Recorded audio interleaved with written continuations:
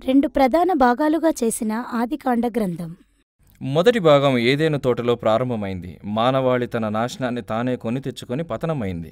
బాబేలు గోపురం దగ్గర మానవులు తిరుగుబాటు చేసినప్పుడు దేవుడు వారిని చెదరగొట్టాడు. ఆదికాండం ఈ రెండో భాగం నుండి కథంతా ఒక కుటుంబం మీద దృష్టి పెట్టింది. సరిగ్గా ఈ భాగం మధ్యలోని ఈ కథ ఆదికాండం 2 భాగాల్ని కలుపుతూ అసలు ఈ గ్రంథం ఉద్దేశాన్ని మనం గ్రహించడానికి సహాయపడుతుంది. బాబేలు గోపురం నుండి మనం ఈ కథ దగ్గరికి ఎలా వస్తాం?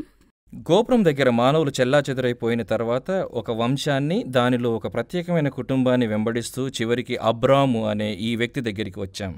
ఇతన్ని అబ్రహాము అని కూడా పిలుస్తారు. దేవుడు అబ్రహామును దీవిస్తానని, చాలామంది సంతానాన్ని ఇస్తానని, ఇంకా చాలా వాగ్దానాలు చేశాడు. అతని సంతానం ద్వారా భూమిపైని జాతులన్నీ తన దీవెనలు పొందుతాయని దేవుడు చెప్పాడు.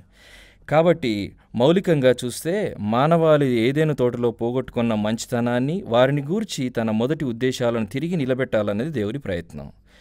ఒక విధంగా అది మానవుల్ని విమోచించడానికి ఆయన వేసిన ప్రణాళిక. అందుకే ఆదికాండం 2వ భాగమంతా ఈ కుటుంబం గురించే.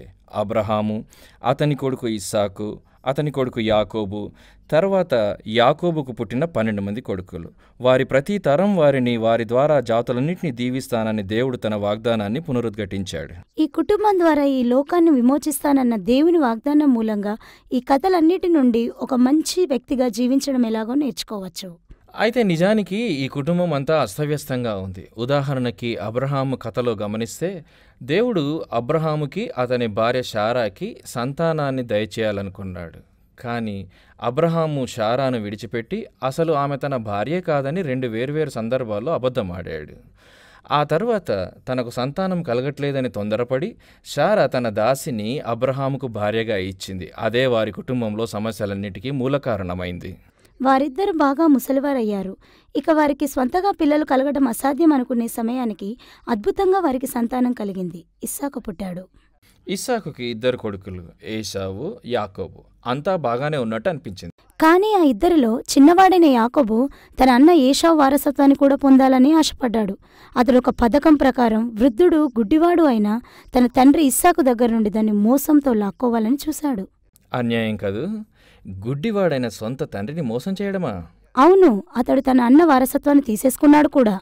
ఆ తర్వాత యాకోబు ముందుకు సాగిపోయాడు. అతనికి 12 మంది కొడుకులు, అంటే పెద్ద కుటుంబం. కానీ యాకోబు తన 11వ కొడుకు యోసేపుని మిగిలిన వాళ్ళకంటే ఎక్కువగా ప్రేమించాడు. అతనికి ఒక రంగురంగుల అంగీని కుట్టించాడు.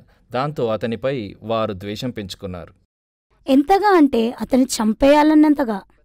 అలా చేయలేదు గాని ఐగుప్తులో బానిసగా ఉండడానికి అమ్మేశారు. ఐగుప్తులో ఉండగా యోసేపు చాలా విచిత్రమైన సంఘటనల మధ్య జైలు గదిలో నుండి ఒక్కసారిగా ఆ దేశానికి ప్రధానమంత్రి అయిపోయాడు. ఆ తర్వాత ఆ ప్రాంతమంతా గొప్ప కరువు వచ్చింది. ఆహారం వెతుక్కుంటూ యోసేపు అన్నలందరూ ఐగుప్తు వచ్చారు. వాళ్ళు వచ్చినప్పుడు ఆ దేశానికి ప్రధానిగా ఎవరిని కనుగొన్నారో తెలుసా? అవును, యోసేపునే. ఎవరైతే వారు బానిసగా అమ్మేశారో ఆ యోసేపు. యోసేపు వాళ్ళందర్నీ ఆకలితో చచ్చిపోకుండా కాపాడాడు. ఎలా ఉందో చూడండి. అబ్రహాము మునిమనుమలు తమ సొంత తమ్ముడిపైనే అంత దుర్మార్గానికి ఒడిగట్టారు. కానీ దేవుడు వారి దుర్మార్గాన్ని వాళ్ల మంచికే మార్చేశాడు. ఈ గ్రంథం చివరి పేరాల్లో యోసేపు వారితో చెప్పిందిదే. అతడు వారితో, మీరు నాకు కీడు చేయాలని ఆలోచించారు గాని దాని ద్వారా దేవుడు అనేక మందికి మంచి జరిగేలా చేశాడు. ఈ మాటలు ఇప్పటి వరకు జరిగిన కథ అంతటికీ ఒక సారాంశం లాంటివి. మానవులు చెడునే ఎన్నుకుంటూ ఉంటారు. వారు దేవుని ప్రణాళికను పాడు చేస్తున్నారని మనం అనుకుంటాం. కానీ దేవుడు ఎప్పటికప్పుడు వారి దుర్మార్గాన్ని మంచి జరగడానికి వాడుకుంటాడు. ఆ విధంగా మానవులంతా తిరిగి ఏదెను తోటలో ప్రవేశించడానికి ఈ కుటుంబాన్ని ఆయన వాడుకోబోతున్నాడు. ఇది ఆదికాండ గ్రంథంలోని కథ. ఆయన మనల్ని ఏదెను తోటలోకి ఏ విధంగా నడిపిస్తాడో మనకింకా పూర్తిగా తెలీదు. ఇది మొదటి గ్రంథం మాత్రమే. మన ప్రశ్నకి బైబిల్లోని మిగిలిన గ్రంథాలన్నింటిలో జవాబు దొరుకుతుంది.